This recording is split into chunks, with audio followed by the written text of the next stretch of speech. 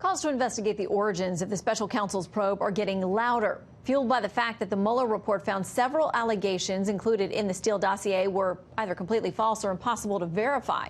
The New York Times writes this: now the dossier, financed by Hillary Clinton's campaign and the Democratic National Committee, and compiled by the former British intelligence agent Christopher Steele, is likely to face new, possibly harsh scrutiny from multiple inquiries. All right, let's turn to former Deputy Assistant Attorneys General Harry Litman and John Yoo. Welcome to both of you.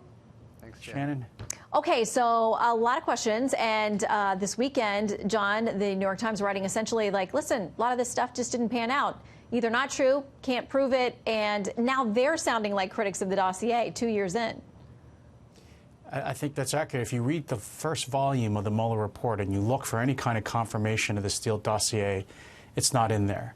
In fact, it seems to be that Mueller concluded pretty early on that most of it was false or misleading or just simply not worth looking at, not following up on. So the question really is, in my mind, how were our intelligence agencies duped? Were they naive and gullible? Is it something they so badly wanted to believe that Trump was really working for the Russians that they just passed it along to the FISA court to get warrants without really second guessing or checking it? Or is there something more nefarious going on? Mm-hmm. Were there people in the administration at that time and the intelligence agencies who really wanted to stop Trump, who were worried about him, and so they bought the whole thing hook, line, and sinker because they wanted to use it for a bad purpose, which was spying on an ongoing presidential campaign by a major party? Well, and a lot of folks are asking questions this weekend, too, on the Sunday shows and talking about whether this was Russia's most brilliant move, spreading disinformation. Our own Chris Wallace asked the chairman now of the House Intelligence Committee, Adam Schiff, repeatedly about whether he would be willing to dig back and investigate the dossier itself as to whether it was Russian misinformation. Here's his response. The Mueller report makes it absolutely crystal clear that the initiation of this investigation was not only warranted, but absolutely necessary because it revealed a widespread systemic effort by the Russians to help the Trump campaign.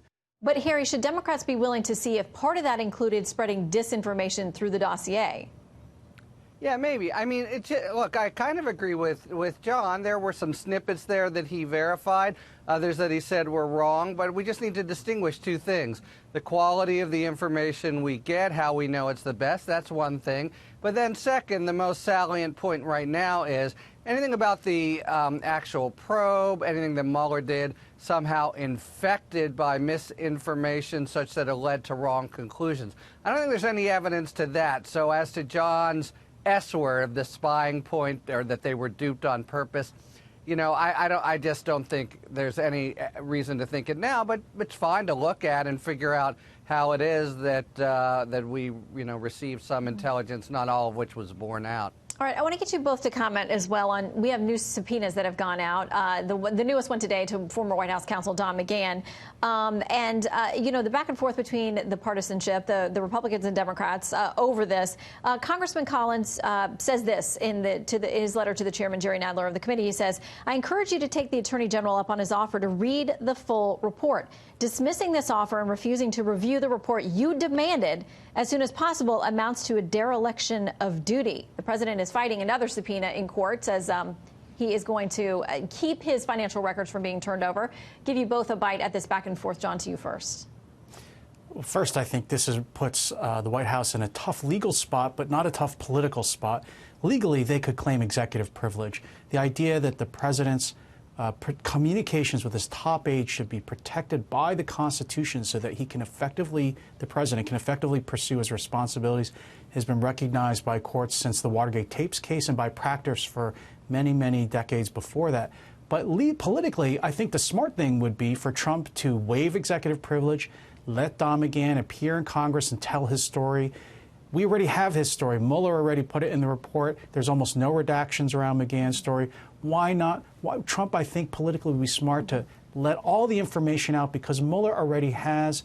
Why try to keep anything privileged and protected at this point? And on that one, that may be what the White House does. But Harry, you know, on the other subpoena that comes from Congressman Cummings, the chairman, he's asking for totally different things. I mean, financial records for long before the president was ever the president. Yeah, that's right. And so the lawsuit that Trump has filed today, and John, as a federal court scholar, would know how anomalous it was that he sued Cummings personally, says there's no legitimate oversight. It's a little ironic. He's claimed in the past, you can't second guess me. I'm in with my broad area of authority, and I think that's right for Congress too. It's going to be hard for him to assert, and I don't think he's going to win, that Congress has no possible legitimate oversight purpose in looking for those records, and that's probably the way it winds up. I think he winds up on the short end there. Well, in the lawsuit, they say it's all about exposing the president so that they can use it as a political tool against him in 2020. We'll see if the judge buys that. Harry and John, thank you both very much. Great to have you.